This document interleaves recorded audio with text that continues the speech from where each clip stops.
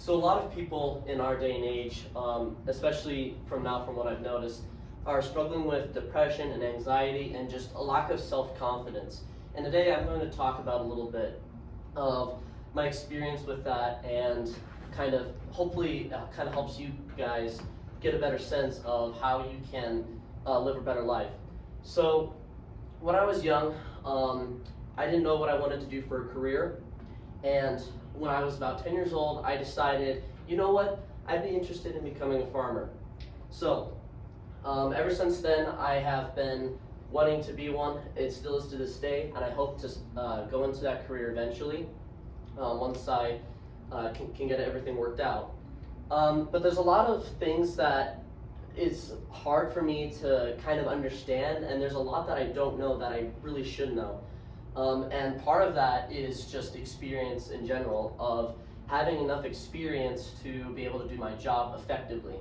There's a lot of hardships. You can't have everything, obviously, and the biggest things that I'm going to have to struggle with is allergies and just my physical size as it is alone.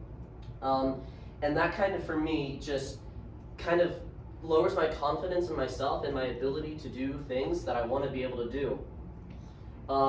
So I got a real taste for what it's like. Last year, I went on a little vacation, and I stayed a week out there and did some farming. Now, it was tough. The first 3 days, when I actually woke up at 3 a.m. every morning to go milking cows in the morning, it was hard. I just felt drained, I felt exhausted, and I really started to lose my motivation to do this. And for me, that's something that usually doesn't happen. For the most part, I'm usually a confident person in myself, but with this, I just felt like, man, this is gonna be a real struggle, and I don't know how I'm gonna get through this. So, several years later, now, or 1 year later rather, I have decided that I still want to keep going. I know it's not going to be easy. I know it's going to be difficult. I'm going to have to push through it physically and mentally as well, because it is going to be a challenge, especially for a little guy like me. I'm not that tall. I'm only 5'9". Most people that do this kind of stuff, they're usually twice my weight, and they're usually sometimes even twice my height. Not literally, but you get the point. Anyway, recently I thought to myself, I need to stop doubting myself.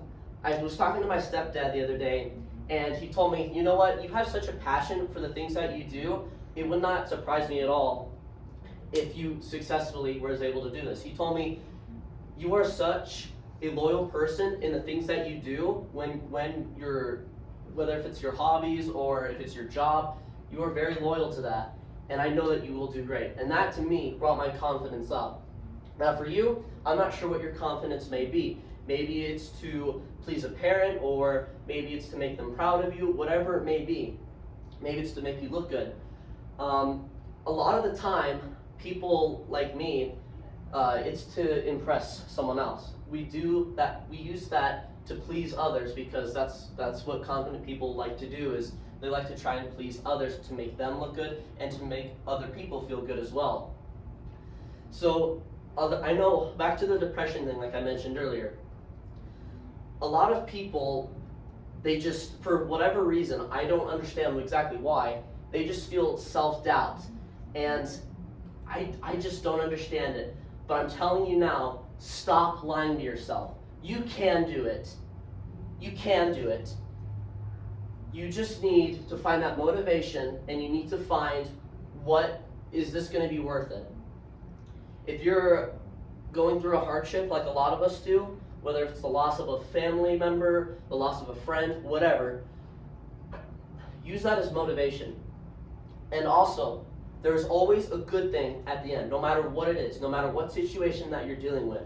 There's always a good outcome in the end.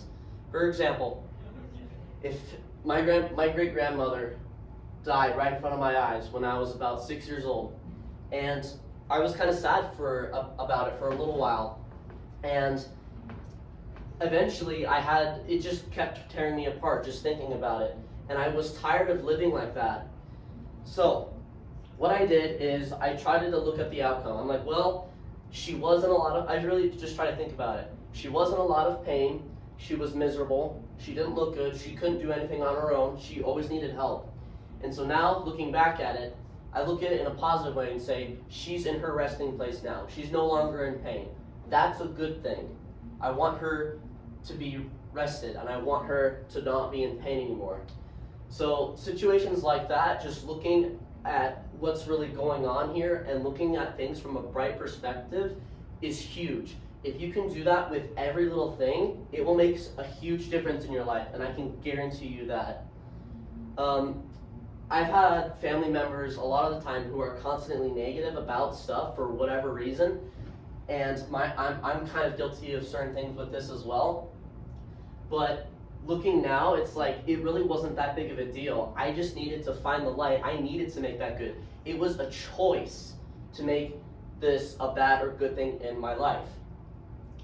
So it's up to you whether or not, if you want to decide if you're going to choose to see the light and what that light is in this certain situation.